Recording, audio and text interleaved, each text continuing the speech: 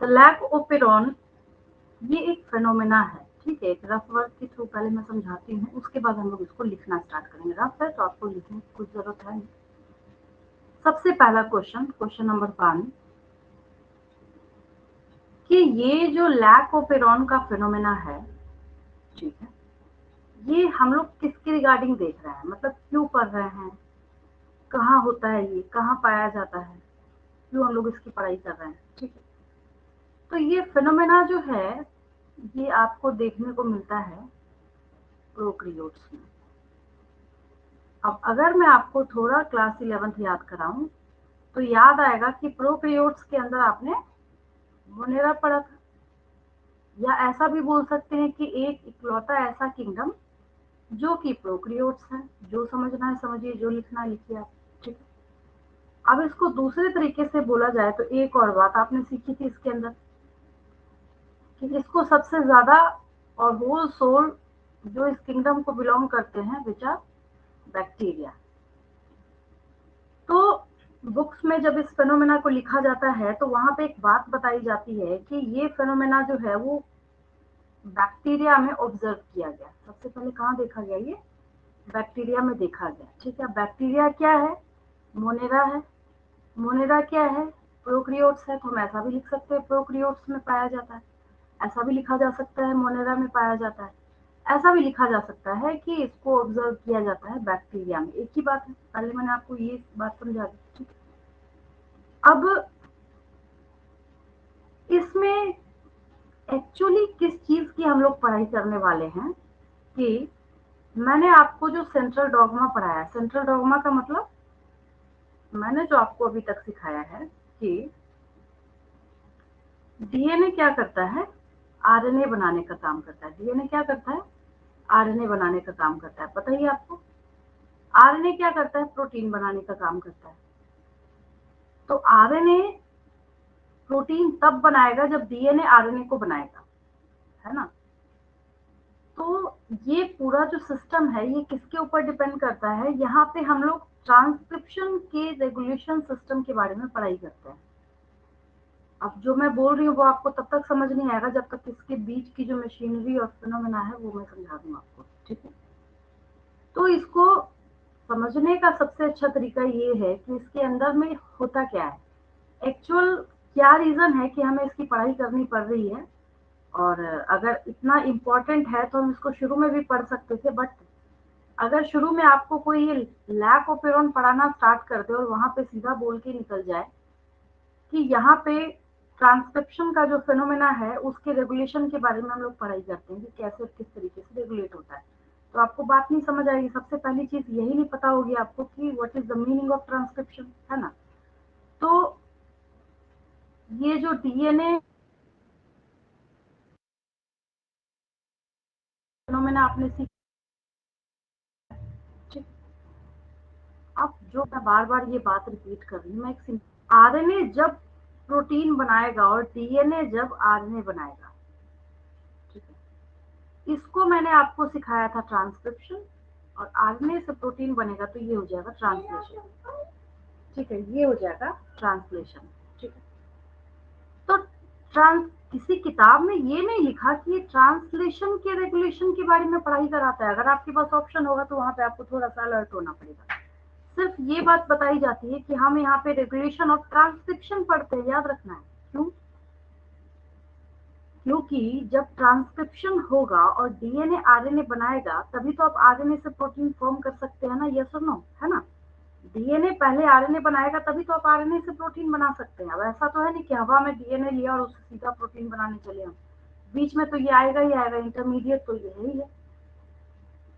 तो सबसे अच्छी बात ये है कि अगर आपको ऑप्शंस दिए जाएं कि यहाँ पे आप किसका रेगुलेशन पढ़ रहे हैं, सीख रहे हैं, तो आपको वहां पे याद रखना है ट्रांसक्रिप्शन का पढ़ रहे हैं। किसका पढ़ रहे हैं, आप ट्रांसक्रिप्शन की पढ़ाई कर रहे हैं। हाँ ये बात सही है कि आगे जाके ट्रांसलेशन भी होना है, मैं आपको ये भी सिखाऊंगी कि जो फर्स्ट प्रोटीन है वो कौन सा बनता है, सेकंड कौन सा बनता है, थर्ड कौन सा बनता है, वो भी आप सीखेंगे। बट ये तो तब होगा ना जब डीएनए केपेबल होगा अपने आप को ट्रांसक्राइब करा के आरएनए बनाने में, मतलब मैसेंजर आरएनए को फॉर्म करने में, ठीक। अब स्टोरी स्टार्ट करते हैं। स्टोरी ये है, एक सिंपल सी स्टोरी है, पहले आप समझ लीजिए उसका लिखना, बाकी सारी चीजें तो सेकेंडरी वर्क है, पहले तो कॉन्सेप्ट होना चाहिए, ठीक है। अब यहाँ पे क्या है कि ये जो सिंगल सर्कुलर डीएनए है, ये जो क्या है, सिंगल सर्कुलर डीएनए है, ठीक है। तो इसको एक प्रॉब्लम है, ये क्या बनाया मैंने, बहुत आराम से इसको समझना है, जहां समझ नहीं आएगा इंस्टेंटली वहां पे जो भी डाउट हो मेरे से इंस्टेंटली पूछ लेंगे उसी टाइम। बाद में होता नहीं, टॉपिक ओवर हुआ फिर आप सोचेंगे नहीं ये डाउट तो हमें पूछना चाहिए था, वो डाउट होता ही नहीं है। पूरी क्लास ओवर हो जाए कई बार तो बच्चों के दिमाग से भी डाउट निकल जाता है कि पूछना क्या था हमें, तो उसी टाइम पूछ लेंगे इंस्टेंटली, मेरे लिए भी अच्छा रहता है, तब कम समझाना पड़ता है। तो ये हो गया सिंगल सर्कुलर डीएनए, ठीक है। ये क्या है, सिंगल सर्कुलर डीएनए है, ठीक है। और ये जो सिंगल सर्कुलर डीएनए है, तो ये क्या करता है, अब ये बेचारा बैठा हुआ है। अच्छा, यहाँ पे मैंने रफ वर्क में आपको समझाने की एक बात लिख रखी है, यहाँ पे ये देखिए, ये जो है थोड़ा कुछ ज्यादा हो गया है, बट समझा रही थी तो आपको इतनी बात याद है कि डीएनए है, आरएनए बनाएगा, आरएनए तो प्रोटीन बनाएगा, ठीक है।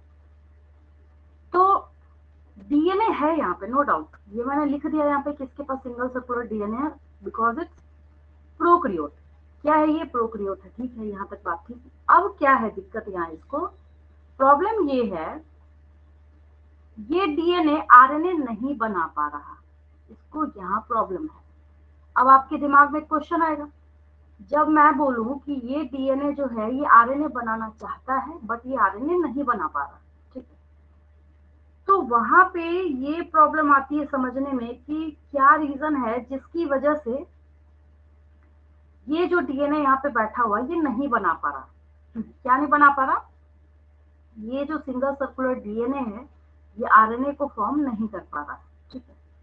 तो जब आरएनए को फॉर्म नहीं कर पा रहा तो होता क्या है यहाँ पे, इसके ऊपर, अब जो जो शब्द बताती जा रही हूँ वो आपको याद रखना है, इसके ऊपर एक रिप्रेसर मॉलिक्यूल है, इसके ऊपर क्या है ये, व्हाट इज दिस, रिप्रेसर लिख दिया मैंने यहाँ पे।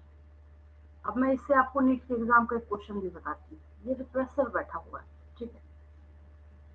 अब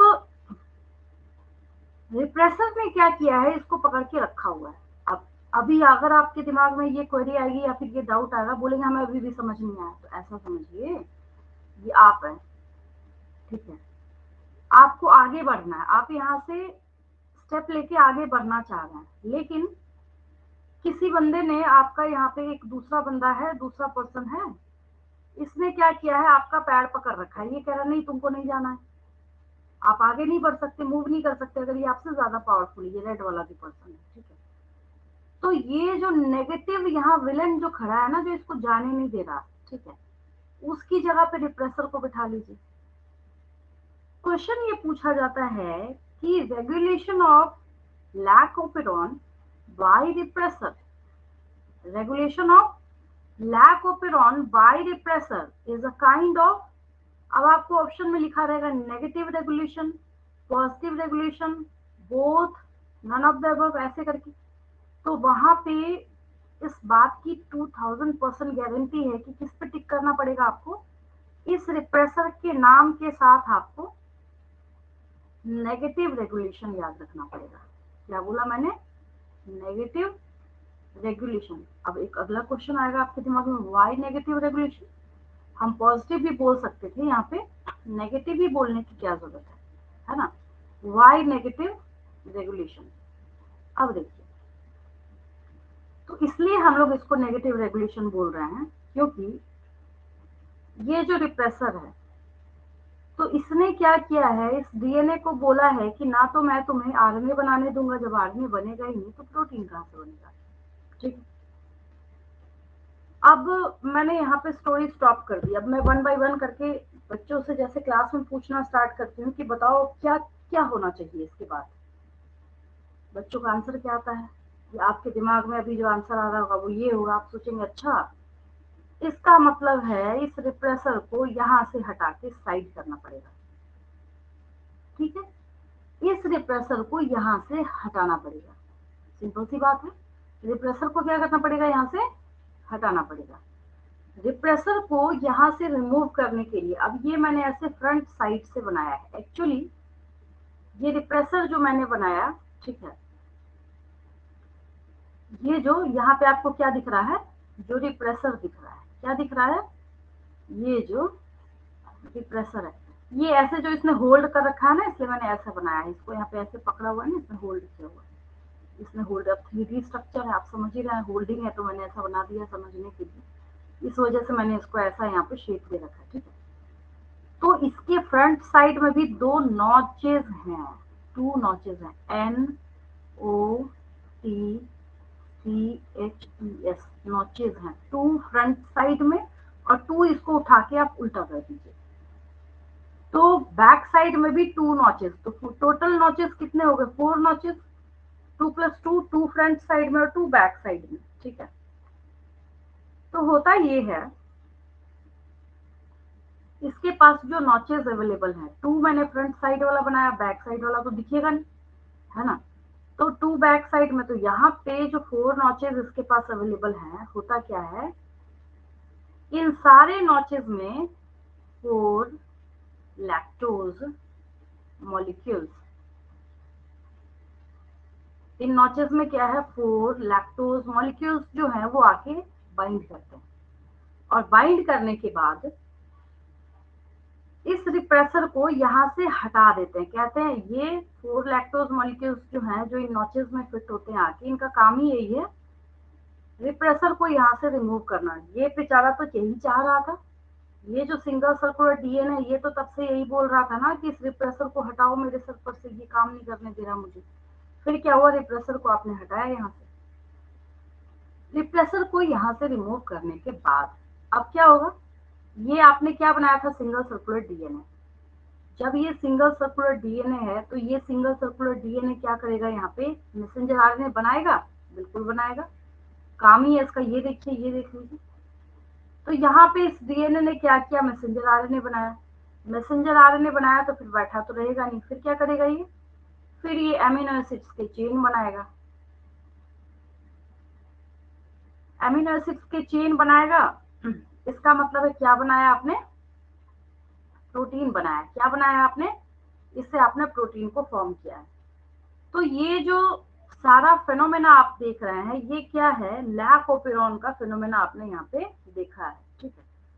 अब ना इसमें जब आप इसको लिखना स्टार्ट करते हैं, लिखते वक्त क्या होता है, बहुत सारी चीजें और मैं इंक्लूड करूंगी इसमें, बट हाँ इतना है, अब जैसे लैक्टोज आया तो मुझे थोड़ा याद दिलाना पड़ेगा आपको 11 की बायोमोलिक्यूल्स में जाके, या उससे भी छोटी क्लासेस में आपने लैक्टोज सीखा था, 9th-10th में भी सीखा था आपने, है ना, मुझे एक बार ये याद दिलाना पड़ेगा व्हाट इज लैक्टोज, फिर मुझे ये भी याद दिलाना पड़ेगा what is the function of lactose, lactose क्या करता है, लैक्टोज क्यों आया यहाँ पे, है ना, बहुत छोटी छोटी चीजें हैं, आपको पता है, बट हो सकता है कि आपके दिमाग से निकल गया हो, या एक बार मैं बताऊंगी आपको याद आ जाए, आप बोले नहीं नहीं ये तो वही है, हमने सीखा था प्रीवियस क्लासेस में।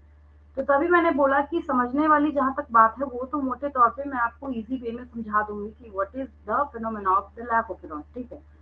लेकिन उसके बाद की जो स्टोरी चलती, किसने डिस्कवर किया, किसने सबसे पहले इस फिनोमेना का पता लगाया, ये चीजें जब आपको देखनी होती है तो उसमें थोड़ा सा आपको लिखना होता है इसको, और बहुत सारी चीजें और भी इसमें, जैसे मैंने अभी आपको डिटेलिंग करके जीन्स वगैरह का नाम नहीं बताया कि कौन सा जीन है किसको एक्सप्रेस कर रहा है, क्योंकि पहले आपको क्या करना है, इसको मोटे तौर पे ये फिनोमेना सीखना है, फिनोमेना को सीखने के बाद ही आप क्या कर सकते हैं, फिनोमेना को सीखने के बाद, तंग नहीं करो, उधर जाओ, फिर आप क्या कर सकते हैं, इसको इजीली लिख सकते हैं, ठीक है। तो हम लोग 1 बाय 1 करके इसको लिखना स्टार्ट करते हैं, ठीक है। ये तो रफ वर्क था, इसमें बाद में देखने के बाद तो कुछ समझ भी नहीं आएगा, वो तो मैं समझाती चली गई, तो ये कुछ ज़्यादा रफ हो गया यहाँ पे। चलिए लिखना स्टार्ट करते हैं हम लोग।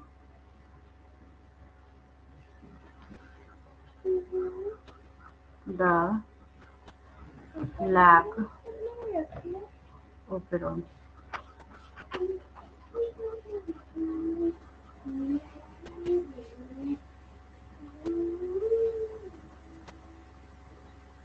सबसे पहले आपको इसमें नेम याद रखना है, काफी ज्यादा वर्क है इनका, जैकब एंड मोनोड का, वो आपको याद रखना है ना। सबसे पहली चीज है कि इनके साथ जिनका नेम अटैच है, दैट इज, ऐसे लिख लीजिए शॉर्ट में, discovered by, discovered by Jacob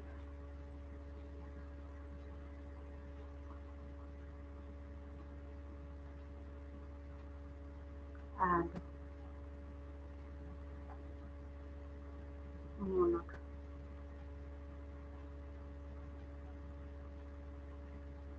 इसको अभी के अभी आपको याद कर लेना है। मैं बार बार रिपीट कर रही हूँ, नीट के एग्जाम में जब आप बैठे होंगे तो ऐसे क्वेश्चन सबसे ज्यादा पूछे जाते हैं। क्यों मैं सबसे ज्यादा बोल रही हूँ? क्योंकि 90 क्वेश्चंस जो बायो के होते हैं ना, 90 में से 8 to 10 क्वेश्चंस आते हैं इनके, मतलब इनके नहीं, जितने भी नेम्स कंसर्न्ड है ना, जैसे कोई फेनोमेना है, कोई टॉपिक है, कोई डिस्कवरी है, जैसे आपने रेप्लिकेशन के बारे में सीखा, आपने ये सीखा, किसने बोला कि डीएनए इज डबल हेलिकल, ये जो सारी चीजें आपने सीखी हैं, मतलब कुछ भी है एक्स वाई जेड, तो उसमें नेम से बहुत ज्यादा क्वेश्चन पूछे जाते हैं, 8 to 10 क्वेश्चन, क्योंकि उसमें इसमें क्या चेक किया जाता है। अब ऐसा कोई क्वेश्चन तो आपको दिया नहीं जाएगा कि पता चले कि आप बैठ के 10-15 मिनट बना ही रहे हैं, लगा ही रहे हैं, वैसा क्वेश्चन नहीं होता। वो क्वेश्चंस ही ऐसे होते हैं, यहाँ पे सिर्फ दो चीजें चेक की जाती हैं कि आपको, आपके ब्रेन का रिटेनिंग पावर क्या है, कितने टाइम तक आप किसी चीज को याद करके रख सकते हैं। दूसरी बात कि आपकी स्पीड के साथ साथ, स्पीड के साथ साथ एक्यूरेसी क्या है। पता चला आपके सामने 4 साइंटिस्ट का नाम लिखा है, आपका एक्यूरेसी जो है वो नील है, मतलब आपको पता ही नहीं, आप कंफ्यूज कर रहे हैं बैठे बैठे, फिर तो गए, नेगेटिव में गया वो। तो किसी भी ईयर का, चाहे किसी भी ईयर का पेपर हो, आप निकाल के एक बार देखना स्टार्ट करेंगे, आपको मेरी बात समझ आ जाएगी। क्योंकि इसमें कोई डिस्काउंट नहीं होता, आप इसको चेंज नहीं कर सकते। जैसे आपको अगर मैं फर्स्ट क्वेश्चन याद दिलाऊं बायो का, हु डिस्कवर्ड सेल, अब ऐसा तो नहीं आप बोलेंगे नहीं मेरा रॉबर्ट हुक लिखने का मन नहीं कर रहा, वो लिखना ही पड़ेगा आपको, या फिर अगर मार्क करना है तो मार्क करना ही पड़ेगा। तो ये सारे नेम है ना, तो जब भी मैं बच्चों को बताती हूँ, मैं कहती हूँ इसको अभी याद करना है, जहां आप बैठे हैं वहीं पे 5 टाइम्स आपको रिपीट कर लेना है बैठे बैठे, कि द लैक ओपेरॉन फेनोमेना के साथ आपको किनका नेम याद करना है, जैकब एंड मोनोड का याद करना है। ठीक है, अब यहाँ पे क्या है, एक क्वेश्चन और अभी आपके दिमाग में घूम रहा होगा, वो क्वेश्चन ये होगा कि ये जो लैक ओपेरॉन आपने लिखा है, ठीक है, तो इसमें लैक का मतलब क्या है, ये बार बार हम लैक लैक क्यों कर रहे हैं। ठीक है, तो in the lac operon, in the lac operon, in the lac operon, lac refers to, lac refers to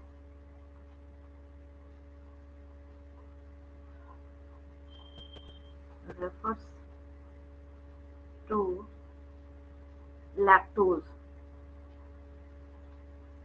lac refers to lactose, किसको रेफर करता है ये, लैक्टोज के ऊपर ही पूरा ड्रामा ये टिका हुआ है, जिसकी वजह से बार बार यहाँ पे किसका जिक्र किया, तो लैक लैक लैक बार बार हम बोल रहे थे। ठीक है, तो जिसकी वजह से मैंने यहाँ पे आपको ये चीज क्लियर कर दी कि ये क्या है, लैक्टोज को रिप्रेजेंट करने का यहाँ पे काम कर रहा है। ठीक है, अब ये जो फेनोमेना है या फिर इस तरीके का ये लैक ओपेरॉन का जो अरेंजमेंट है, ये कहाँ पे आपको ज्यादातर देखने को मिलता है, बैक्टीरिया में देखने को मिलता है। पहले मैंने फर्स्ट चीज यही समझाई आपको आज की क्लास में, तो नेक्स्ट पॉइंट लिख लीजिए, दिस स्पेसिफिक अरेंजमेंट कर देती हूँ, this specific, this specific arrangement, this specific arrangement is very common arrangement is very common in bacteria, in bacteria. सबसे ज्यादा कॉमन किसमें है? ये बैक्टीरिया में। बैक्टीरिया क्या है? मोनेरा को बिलोंग करता है, ठीक है। मोनेरा क्या है? प्रोकैरियोट्स हैं, and is referred to as operon, as operon. चलिए आगे बढ़ते हैं। नेक्स्ट लिखिए। अब ऐसे ना बहुत सारे एग्जाम्पल्स हैं, मतलब इस टाइप के सिस्टम के बहुत सारे एग्जाम्पल हैं। अभी मैंने आपको लैक ओपेरॉन बताया है, मतलब जो समझाया है, अभी लिखा तो नहीं है मैंने। तो ऐसा नहीं कि सिर्फ वही है, बहुत सारे और भी इसके एग्जाम्पल्स हैं।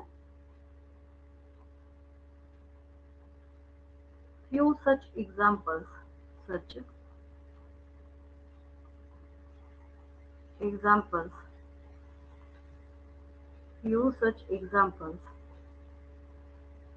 are, मतलब अगर आपको सुनने को मिले तो ऐसा नहीं सोचना है कि हमने कुछ नया सुन लिया यहाँ पे, या फिर इस तरीके से हमें बताया ही नहीं गया। एक एक तो अभी आपने लैक ओपेरॉन सीखा, तो एक उसको लिख लीजिए, लैक ओपेरॉन।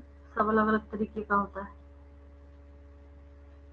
दूसरा है TRA ओपेरॉन।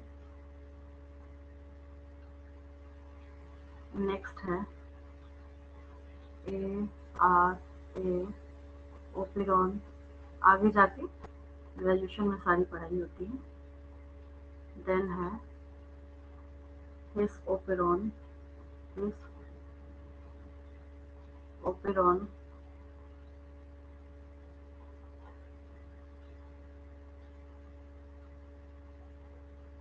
ठीक है, ऐसे कुछ एग्जांपल्स हैं, ठीक है।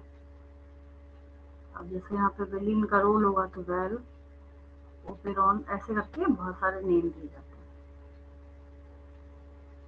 चलिए आगे चलते हैं।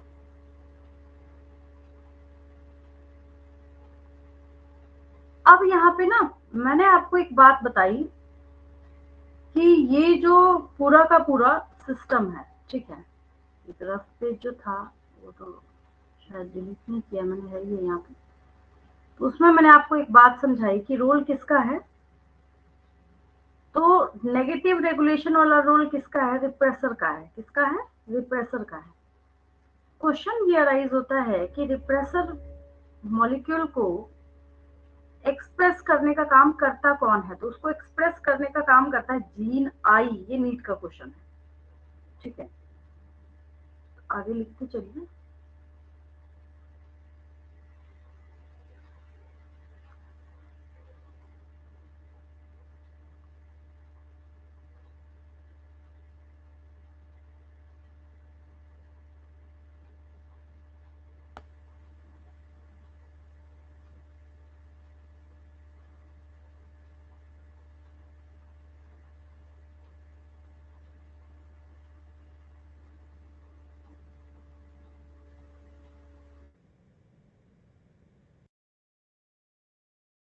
रिप्रेसर है ना यहाँ पे, ये इसको आई जीन पूछे कि रिप्रेसर को कौन एक्सप्रेस करता है, आप ढूंढेंगे, क्वेश्चन मिल जाएगा आपको, बिल्कुल मिलेगा।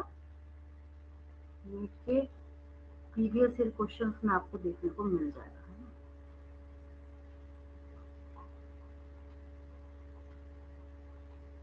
इसमें लिख लीजिए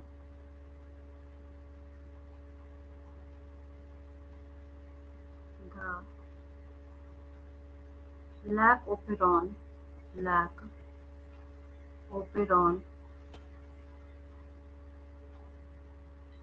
consists of one regulatory gene, one regulatory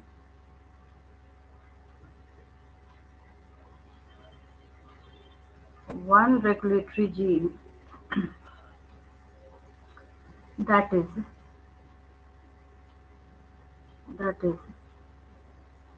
the I gene, that is the I, इसको स्मॉल आई से डिनोट करते हैं, not capital I, the I gene.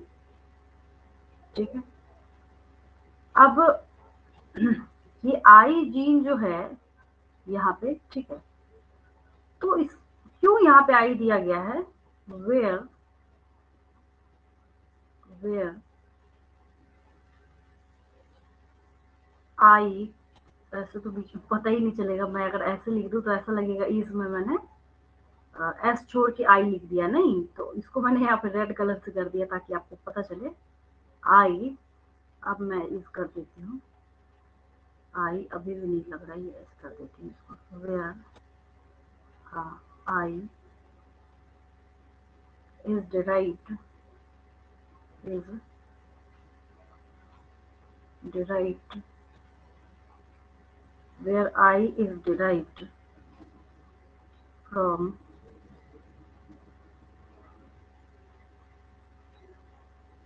I is derived from, इसका मतलब है इनहिबिटर। इसका क्या मतलब है, आई का क्या मतलब, इनहिबिटर। कई बच्चे इंड्यूसर में टिक कर देते हैं, जबकि ये क्या है, शुरू में ही मैंने आपको समझा दिया है कि नेगेटिव इसको रेगुलेशन की तरह इसलिए लिया जाता है क्योंकि ये स्टार्ट ही फेनोमेना किससे होता है, मतलब नेगेटिव से स्टार्ट हो रहा है, मतलब किससे, इनहिबिशन से स्टार्ट हो रहा है। तो जिसकी वजह से आई इज डिराइव्ड फ्रॉम, तो उसको नाम ही दे दिया गया आई जी। तो आई का मतलब ये नहीं है कि आपको यहाँ पे इंड्यूसर को मार्क करना है, it's from the word inhibitor.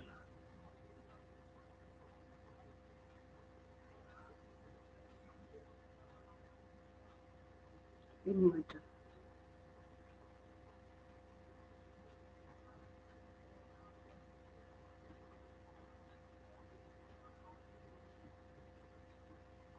ठीक है। अब जैसे कैसे आपने ना फूड वीडियोस देखे होंगे यूट्यूब पे, खाना बनाने वाला है ना, तो उसमें कैसे आपको पहले इंग्रेडिएंट बताया जाता है भाई क्या क्या लगेगा, है ना। तो इस पूरे फिनोमेना में अच्छी बात ये है और आसान सी बात ये है कि बस दो ही तीन चीजें हैं जो आपको दिमाग में रखनी है। उसमें पहला मैंने आपको ये बता दिया, अभी जो ये मैंने आपको समझाया ना, ये जो आपने लिखा यहाँ पे, पहला तो यही वो आई जीन का है। एक तो आपको आई जीन जो एक्सप्रेस करके देगा रिप्रेसर, उसकी पढ़ाई करनी है। और दूसरी चीज क्या है, यहाँ पे जो जीन्स है आगे जाके जब ये हटा देगा रिप्रेसर को, तो प्रोटीन्स तो बनेंगे वहां पे। प्रोटीन्स जब बनेंगे तो होता ये है कि वहां पे मैं आपको ये पढ़ाऊंगी कौन सा पहले बनता है, कौन सा उसके बाद बनता है, कौन सा उसके बाद बनता है। मैं पेज चेंज कर रही हूँ, ये आपने नोट कर लिया होगा, स्क्रीनशॉट भी ले लेंगे। आगे बढ़ती हूँ, लिखूंगी तभी समझ आएगा, ऐसे हवा में बोलूंगी तो आपको भी कुछ समझ नहीं आएगा। ये हो गया पेज। अब मैं आगे बढ़ती हूँ, देखिए। तो मेरा यहाँ पे ये बोलने का मतलब है कि एक तो हो गया आपका आई जीन, ठीक है, और भी यहाँ पे ये क्या था, इनिबिटर था, लेकिन इसमें 3 स्ट्रक्चरल जीन्स का भी इन्वॉल्वमेंट है। तो यहाँ पे इस तरीके से मैं लिख देती हूँ ताकि आपको आसान हो जाए, और क्वेश्चंस भी मैं इसमें से निकाल के बताती हूँ आपको।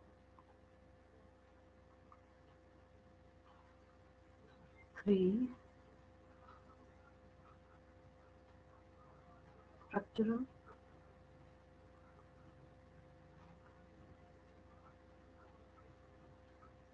स्ट्रक्चरल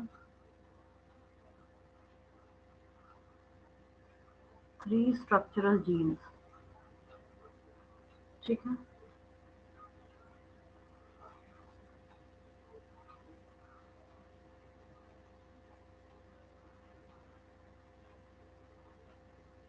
3 स्ट्रक्चरल जीन्स में आपके पास है। फर्स्ट है यहाँ पे नंबर 1, पहले नंबर डाल देती हूँ, 3 ही है इसलिए। ये जीन्स है इस तरीके से, एक है जीन Z, उसके बाद है जीन Y, और देन है जीन A। सब स्मॉल है, Z आपको कैपिटल जैसा दिख रहा होगा बट इट्स स्मॉल, सब स्मॉल में है, ठीक है। अब अगला क्वेश्चन ये रहा, हालांकि ये मुझे आगे बताना चाहिए था बट यहाँ पे ठीक है, स्पेस भी है और इसको याद करना भी काफी आसान है, तो मैं यहीं पे बता देती हूँ। आगे जाके मैं आपको सिखाऊंगी जब इसको मौका मिलेगा। मौका मिलने का मतलब जब आप रिप्रेसर को हटा देंगे, और रिप्रेसर को हटाने के बाद जब एमआरएनए बन जाएगा और एमआरएनए से जब प्रोटीन बनना होगा, तो उसमें क्या है कि जीन जेड जो है वो सबसे पहले क्या करता है, ये जीन जेड जो है ये बीटा गैलेक्टो, अब सब 5 स्टार क्वेश्चन आ रहे हैं यहाँ पे, जितने भी क्वेश्चंस हैं ये एक भी सिंगल ऐसा क्वेश्चन नहीं है जो आप सोचे कि हम नजरअंदाज कर दें तो बच जाएंगे, आगे जाके कहीं कहीं आपसे पूछा जाएगा गारंटी के साथ। बहुत आसान तरीके से समझा रही हूँ मैं आपको, और भी 2-3 ट्रिक बताती हूँ इसको याद करने का। तो जीन जेड जो है ये एक्सप्रेस करता है, अब जीन है तो ऑब्वियस आपने सीखा ही है कि जीन क्या करता है, प्रोटीन रेगुलेशन करता है, साधारण भाषा में आपने लोगों को बोलते हुए सुना हो, इसी वजह से बोला जाता है ना। तो एक हो गया आपके पास बीटा गैलेक्टो, बीटा गैलेक्टोसाइडेज, ये क्या हो गया आपके पास, beta galactosidase. Question number 1, which gene is responsible for expression of beta galactosidase, तो जीन Z हो जाएगा वहां पे। और which protein is, या फिर ये एंजाइम, ये है एक्चुअली क्या है, ये एंजाइम है, देख के पता चल रहा होगा आपको, एज लगा है पीछे, बीटा गैलेक्टोसाइडेज। और आपने 11th में क्या सीखा, all the enzymes are proteinaceous in nature, याद आया। तो जीन Z जो है ये एक प्रोटीन को एक्सप्रेस कर रहा है, दैट इज बीटा गैलेक्टोसाइडेज।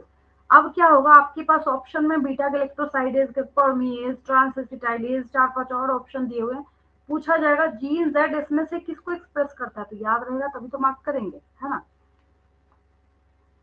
बारी आती है नेक्स्ट जीन Y की। अब ये भी एक्सप्रेस करता होगा कुछ ना कुछ, तो ये एक्सप्रेस करता है परमीएज को, PERMEASE,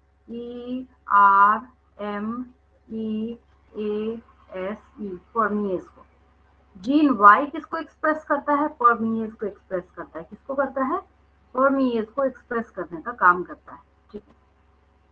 बचा लास्ट जीन A, तो ये एक्सप्रेस, सारे क्वेश्चन है इसमें से, आपकी मर्जी, आप ढूंढ सकते हैं, ना मिले तो मेरा नाम चेंज कर दीजिएगा, जरूर मिलेगा आपको। इसको उलट फेर करके काफी ज्यादा क्वेश्चन पूछे गए। अब ये जीन ए बचा यहाँ पे, ठीक है। ये जीन ए क्या करता है, ये ट्रांस एसिटाइलेज को एक्सप्रेस करने का काम करता है, ठीक है। काफी ज्यादा हैंग हो रहा है, ये बहुत ज्यादा परेशान करने लगा आजकल, लगता है मुझे लैपटॉप ही चेंज करना पड़ेगा। नेक्स्ट आप लोग यहाँ पे जीन ए के सामने लिख लेंगे trans acetylase. Gene A is responsible for expression of a specific protein which is known as trans acetylase। Gene A किसको एक्सप्रेस करता है, ट्रांस एसिटाइलेज को एक्सप्रेस करता है। यहाँ पे मैं लिख देती हूँ ट्रांस एसिटाइलेज।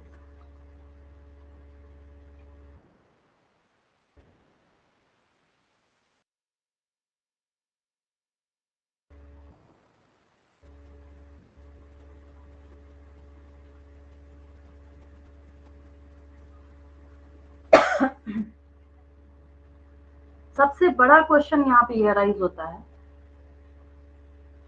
जो बच्चे मेरे से सबसे ज्यादा पूछते हैं। अब मैं यहाँ नीचे ना रफ वर्क कर रही हूँ थोड़ा सा, एक चीज देखिए, मैंने यहाँ पे लिखा, पहले मैंने लिखा है जीन Z, फिर मैंने लिखा है जीन Y, और फिर मैंने लिखा है जीन A, ठीक है। मतलब इसको मैंने फर्स्ट पोजीशन पे लिखा है, इसको मैंने सेकंड पे लिखा है, इसको मैंने थर्ड पे लिखा है, ये देखिए फर्स्ट सेकंड थर्ड। अल्फाबेट में क्या होता है, पहले A आता है, उसके बाद वाई आता है, उसके जेड जेड आता है। तो जब जीन की आपको पोजीशनिंग करनी है तो याद रखना है, जैसे कई बार क्या होता है ना कि बच्चे इधर की सीरीज याद कर लेते हैं। क्या मेरा बोलने का मतलब, जैसे बच्चों ने इधर याद कर लिया बीटा गैलेक्टोसाइडेज, परमीएज और ट्रांसएसिटाइलेज, ठीक है। उस चक्कर में कई बच्चे मिस्टेक करके आते हैं। मिस्टेक का क्या मतलब, लिख देते हैं बीटा गैलेक्टोसाइडेज को, अच्छा पहले एबीसीडी में बी आता है तो इसको जीन ए करता होगा, इसको वाई करता होगा, इसको जेड करता होगा एक्सप्रेस, ठीक है।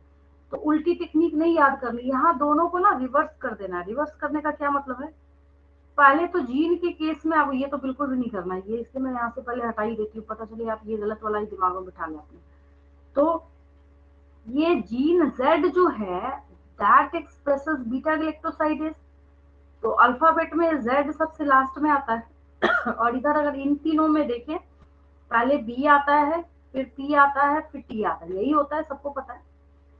तो Y वाला तो मिड वाला जो है, तो ये परमीएज को एक्सप्रेस करता है, और A जो है, जीन A जो है, ये ट्रांसएसिटाइलेज को एक्सप्रेस करने का काम करता है। कब करता है, जब इसको मौका मिलेगा क्या करने का, एमआरएनए को जब मौका मिलेगा प्रोटीन को बनाने का, ठीक है। तो रिप्रेसर जो है, रिप्रेसर के हटने के बाद ये सारा काम होगा, ऐसे तो पॉसिबल है नहीं, ऐसे कोई सोचे कि हम ये सारा प्रोसेस कर ले। तो ये आपको जो बात बाद में समझाई जानी थी वो मैंने यहाँ पे आपको समझा दिया, ठीक है। तो ये नीचे का फर्क था, मैं हटा देती हूँ।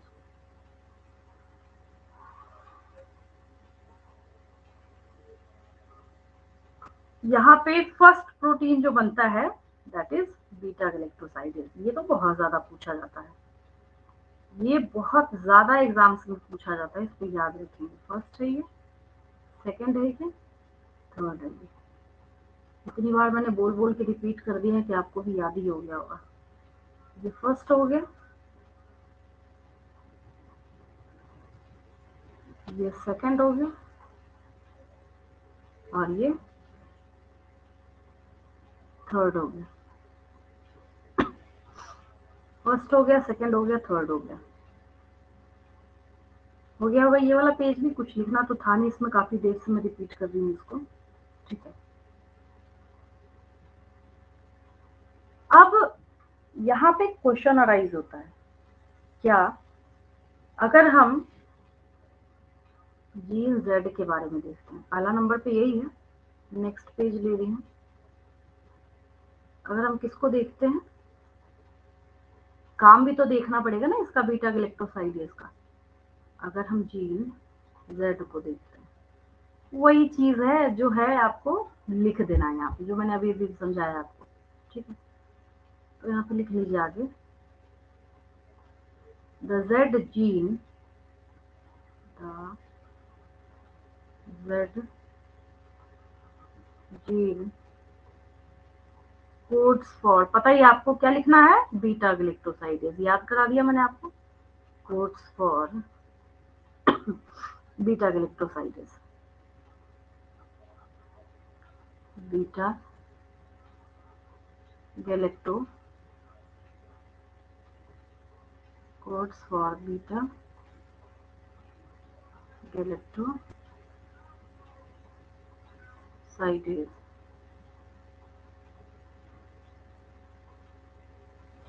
ठीक है। तो ये बीटा गैलेक्टोसाइडेज को कोड करता है। आप बोलेंगे ये तो पता ही है हमें, इसमें तो कोई नई बात है नहीं, ठीक है।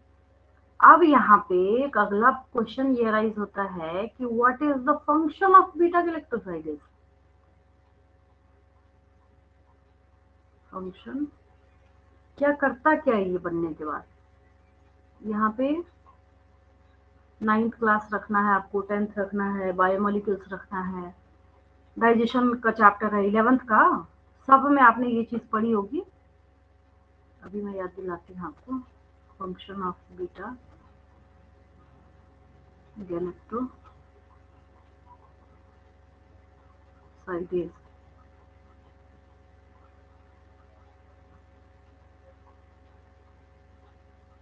इसमें नोट कर लीजिए।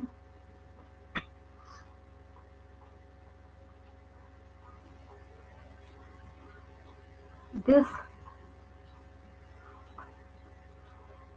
is primarily This is primarily responsible for primarily responsible for the for the, मैं समझा रही हूँ इसको आपको, hydrolysis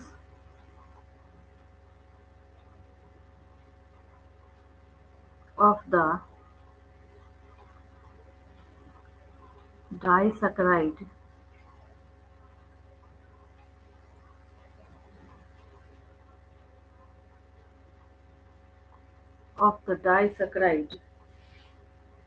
lactose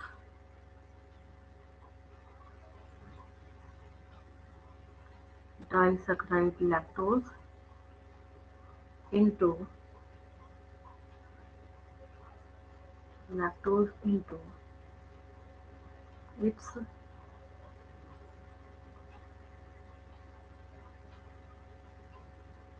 monomeric units. Monomer से मोनोमरिक लिख दिया मैंने, अभी मैं समझा रही हूँ सारा। Units that is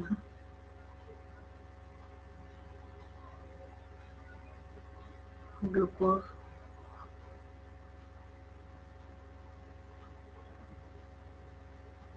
and galactose.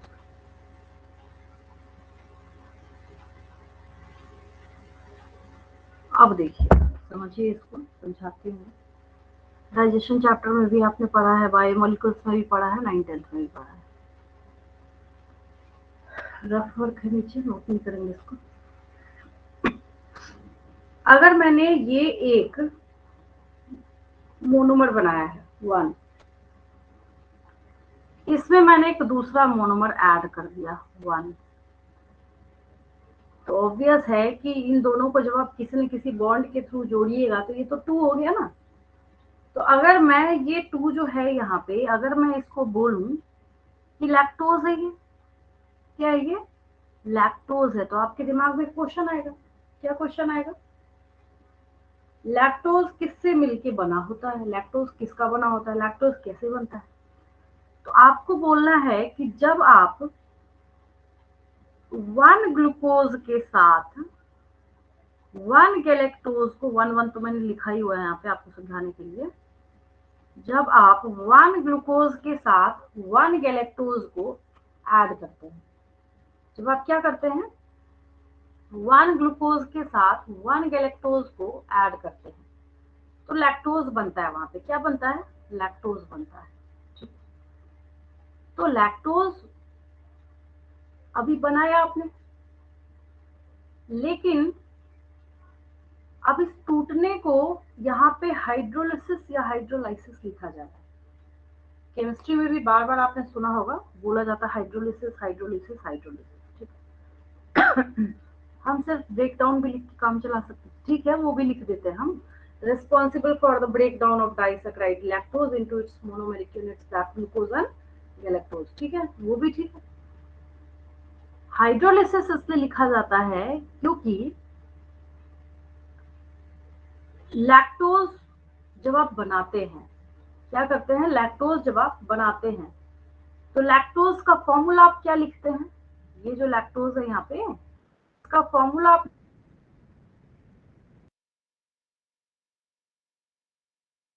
होता है, वही इसका भी होता है, CO11, ठीक है। ग्लूकोज भी आप लिख रहे हैं C6H12O6, गैलेक्टोज भी आप लिख रहे हैं C6H12O6, है ना। तो आप जोड़ के मैथ्स की तरह हम अगर लिखते हैं यहाँ पे, तो C6H12O6, यहाँ भी मैंने ऐसी बचपन में ऐसी मैथ्स ऐड करते थे ना, एडिशन ऐसी करते थे ना, सब ऐसे ही करते हैं, ठीक। क्या आता है हमारे पास, C12, ये सही है, H24 12 12 24, O6 O12 मतलब ये गलत हो गया, ये गलत हो गया, तो सही कैसे करें? सही ऐसे होगा, इसमें से -H2O कर दीजिए। अब देखिए तो C12 24 - 2 इज इक्वल टू 22, ठीक है। और 12 - 1, अब O लिखा है तो एक ही ऑक्सीजन है नहीं, ये है ना, 12 - 1 इज इक्वल टू 11, है ना। तो C12H22O11, it's the right formula of lactose. Sugar का भी यही होता है, घर में जो आप शुगर खाते हैं सुक्रोज का, उसका भी फॉर्मूला यही होता है C12H22O11। अगर आज के बाद से कोई आपसे पूछे कि how it becomes C12H22O11 instead of C12H24O12, तो आपको वहां पे बताना है कि क्योंकि इसमें जब आप इसको ऐड कर रहे हैं तो ऐड करते वक्त क्या होता है, it's a kind of chemical reaction. लेकिन कैसा केमिकल रिएक्शन है ये, तो ये लिविंग सिस्टम से रिलेटेड है, तो जिसकी वजह से यहाँ पे स्प्लिटिंग ऑफ वाटर होता है। एक वाटर मॉलिक्यूल जो है जब आप इसमें ऐड कर रहे हैं, ठीक है, सॉरी माइनस कर रहे हैं, तो आपने क्या बनाया है, ये बनाया है, ठीक है।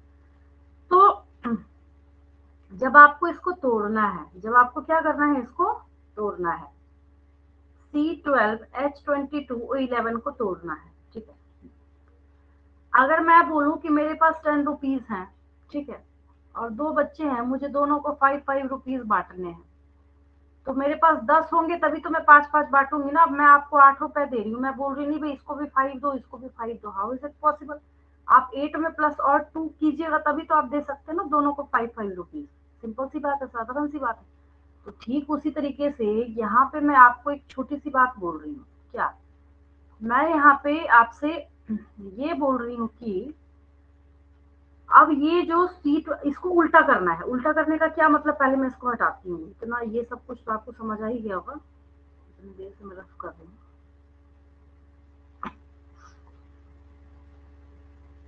इसको हटा दिया इधर वाला पार्ट मैंने, ठीक है, ये 8 रह गया यहाँ पे। चलिए उल्टा कर रही हूँ मैं। उल्टा करने का मतलब, अभी निकाला ना आपने, लैक्टोज बनाया ना ये, तो मैंने यहाँ पे लिखा C12H22O11, ठीक है। अब इसको तोड़ने के बाद आप कह रहे हैं कि हम बनाने जा रहे हैं ग्लूकोज प्लस गैलेक्टोज। ये पूरी दुनिया को पता है, सबको पता है कि ग्लूकोज प्लस गैलेक्टोज ही होता है, ठीक है। तो अगर आप इसमें वाटर का इन्वॉल्वमेंट नहीं कराइएगा तो कहाँ से आप इसको दीजिएगा C6H12O6? भाई फॉर्मूला तो यही है ना, दुनिया में आप बदल तो सकते नहीं। आप नहीं बोलेंगे कि नहीं मेरे पास तो यहाँ पे 11 ही था तो मैं कैसे बांटू, एक को 6 दे देता हूँ, एक को 5 दे देता हूँ, ऐसा तो आप बोल नहीं सकते। आपको दोनों को क्या देना है, C6H12O6 बराबर बराबर, सेम सेम फॉर्मूला दोनों शेयर करते हैं, ग्लूकोज भी गैलेक्टोज भी, ठीक है। सबसे अच्छी बात क्या है कि दोनों का जो फॉर्मूला है वो यहाँ पे सेम है, दैट इज C6H12O6, C6H12O6, ठीक है। तो ये यहाँ पे हाइड्रोलिसिस वर्ड इसलिए यूज किया जा रहा है क्योंकि यहाँ पे वाटर का इन्वॉल्वमेंट है, और विदाउट इन्वॉल्वमेंट ऑफ वाटर आप इसको इमेजिन ही नहीं कर सकते। अगर कोई आपसे पूछे तो आप उसको समझा सकते हैं अभी इजिली। 12 का तो ठीक है, हमने 6 यहाँ पे डिवाइड करके दे दिया, 22 को हम कैसे डिवाइड करें? यहाँ पे हमें H11 तो करना नहीं, हम ये तो नहीं बोलेंगे जाओ जाओ जाओ हमारे पास नहीं है यहाँ पे, तुम 11 रख काम चला लो अपना। ऐसा तो होता नहीं, स्प्लिटिंग भी कर रहे हैं बट ये भी बहुत ही डिसिप्लिन के साथ हो रहा है। कह रहा है कि मैं C6H12O6 आया था तभी मैंने तुमको बनाया था, तो जब ये टूटेगा भी तब भी क्या करना पड़ता है, इसको वही फॉर्मूला वापस देना पड़ता है। केमिस्ट्री में अभी में भी आपने हर जगह यही देखा होगा। आप जैसे ब्रेक डाउन, इसको आपने स्प्लिट करके यहाँ पे ये दे दिया, ठीक है, मैं थोड़ा केमिस्ट्री में इन कर दिया, यहाँ पे स्टॉप करते हैं हम लोग। स्टोरी ये है, कहानी ये है कि ये जो C12H22O11 दैट इज लैक्टोज, ये जो टूटा है, ये जो लैक्टोज यहाँ पे क्या है, टूटा है, ठीक है। ये लैक्टोज जो टूट रहा है ना, इसको तोड़ने के लिए रिस्पॉन्सिबल कौन है? इसको तोड़ने के लिए जो एंजाइम लगता है दैट इज बीटा गैलेक्टोसाइडेज। अब ऊपर वाली लाइन जो है, अब इसको पढ़ के देखिए आपको समझ आ जाएगा, बीटा गैलेक्टोसाइडेज, ठीक है। पहले मैंने लिखा the Z gene codes for beta galactosidase, यहाँ तक तो ठीक है। ये किसको कोड करता है? बीटा गैलेक्टोसाइडेज को कोड करता है, ठीक है। और उसके बाद मैंने इसका फंक्शन लिखा है यहाँ पे, करता क्या है ये, responsible for the hydrolysis of disaccharide, ये रहा डाइसैकेराइड। वाई डाइसैकेराइड, क्योंकि यहाँ पे आपने दो मोनोमर जोड़े हैं। कौन कौन से मोनोमर हैं, एक है ग्लूकोज और दूसरा है गैलेक्टोज, ठीक है। तो इसको ऐड करने के बाद आपने यहाँ पे लैक्टोज बनाया है, तो वही आप यहाँ पे बोल रहे हैं कि ये जो बीटा गैलेक्टोसाइडेज है, तो ये क्या करता है, लैक्टोज को स्प्लिट करके ग्लूकोज और गैलेक्टोज में तोड़ के देने का काम करता है। मेरे ख्याल से इतनी एक्सप्लेनेशन के बाद अब आपके दिमाग से ये बात कभी नहीं निकलेगी कि क्या फंक्शन होता है बीटा गैलेक्टोसाइडेज का, है ना। इसको नोट कर लेंगे। ऐसे तो मैंने रफ में लिखा है, वैसे भी मैं पेयर में भी यही चीज लिख देती हूँ। नीचे वाला जो रिप्रेजेंटेशन है, इससे बच्चों को ज्यादा अच्छा समझ आता है। देखिए ये रहा, जो मैं बोल रही हूँ उसी को मैं लिख देती हूँ यहाँ पे। मैंने बोला अभी कि आपने क्या किया, एक डाइसैकेराइड को आपने क्या किया, एक डाइसैकेराइड को थोड़ा ब्रेक डाउन किया इसका। और आप जो इस डाइसैकेराइड का ब्रेक डाउन कर रहे हैं, तो आपको क्या मिलेगा, आपको मिलेगा monosaccharide plus monosaccharide plus monosaccharide, ठीक है। अब वही बात है, मैं क्या बोलना चाह रही हूँ, अब ये डाइसैकेराइड क्या है, यहाँ पे डाइसैकेराइड हो गया आपका लैक्टोज, क्या हो गया ये, लैक्टोज हो गया, ठीक। और लैक्टोज जो है, तो आप इसका ब्रेक डाउन कर रहे हैं, तो इसमें से एक जो आपका मोनोसैकेराइड है, दैट इज ये रहा ग्लूकोज। अब देखिए कितना इजी हो गया, ये क्या हो गया, ग्लूकोज हो गया, प्लस दूसरा जो मोनोसैकेराइड है यहाँ पे, दैट इज गैलेक्टोज, ठीक। तो लैक्टोज जो है यहाँ पे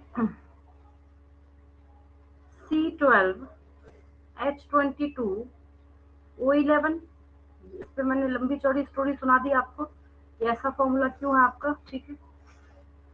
अब ग्लूकोज जो है, आप यहाँ से फॉर्मूला बना रहे हैं C6H12O6, C6H12O6 प्लस C6H12O6। अब क्या मिल रहा है इससे, इस मतलब ये किसकी वजह से हो रहा है, लैक्टोज को ग्लूकोज प्लस गैलेक्टोज में कन्वर्ट करने का काम कौन कर रहा है, अब यहाँ पे इसका नाम चिपका दे रहा है आपको, that is beta galacto, beta galactosidase हो गया, आसान हो गया, बहुत इजी कर दिया मैंने। इसके बाद आपके कभी दिमाग से नहीं निकलेगा। और नीट की प्रिपरेशन के टाइम में जब मैं आपको बायोमोलिक्यूल्स रिकॉल कराऊंगी, तब भी आसान हो जाएगा, तब भी याद आएगा कि नहीं हमने सीखा था फंक्शन क्या है, या फिर लैक्टोज कैसे ग्लूकोज और गैलेक्टोज में कन्वर्ट होता है, ठीक है। अभी इसी तरीके से मुझे आपको, ये पहला प्रोटीन था, मतलब जीन जेड के बारे में आपने इतनी एक्सप्लेनेशन देखी है, मुझे नहीं लगता कि एक शब्द में भी कहीं आपको कोई डाउट होगा। अब इसके बाद बाकी ये जो दो जीन बचे हैं, दैट इज जीन वाई और जीन ए, इनके भी फंक्शंस मैं आपको बताऊंगी, इसी तरीके से काम समझाऊंगी, और फिर सारे प्रोसेस को एक साथ समराइज करके हम लोग कल की क्लास में इसको फिनिश कर देंगे, ठीक है। आज की क्लास में कोई डाउट, क्लियर है बिल्कुल, चलिए ठीक है, हम लोग कल करते हैं। और